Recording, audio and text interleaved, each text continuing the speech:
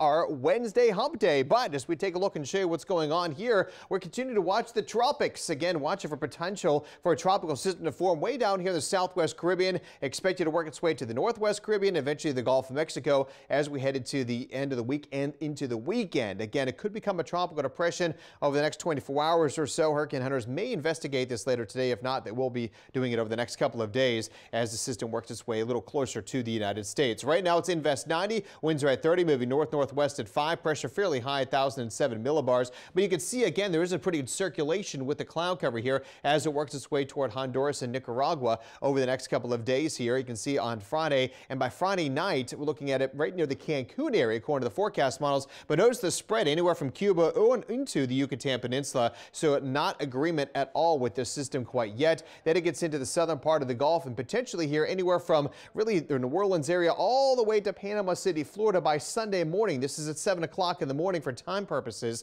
And again, there's a lot can change exactly where the system's going to go, how strong it's going to be. Potentially could become at least a tropical depression, maybe a storm, maybe even a weak hurricane, something definitely worth watching as we go forward here. We'll have a better feel once it starts to develop in the Caribbean, just to how strong it'll be and exactly where to go. Plus the forecast models is this far out don't agree. You know how that works. They're 5 days out for potential landfall. So again, it's going to be a lot of questions, uncertainty. Plus again, interaction with the Yucatan Peninsula will make a big difference as well too. There is a front though that's off to our north. I think this one's not going to be close enough to necessarily deflect it totally from the area. This is the GFS model showing potentially here a landfall in southeast Louisiana, but high pressure off to our east in the upper levels. That'll be the steering for this. If the front can move through a little bit closer, it would push this farther to the east. Now here's how the forecast models play out. You can see we're looking at the European and GFS models here. GFS is the white lines, European is the yellow lines. Both agreement with the Yucatan Peninsula by 10 o'clock on Friday, and then you can see here in the central part of the Gulf, they start spreading. GFS farther to the west, European farther to the east.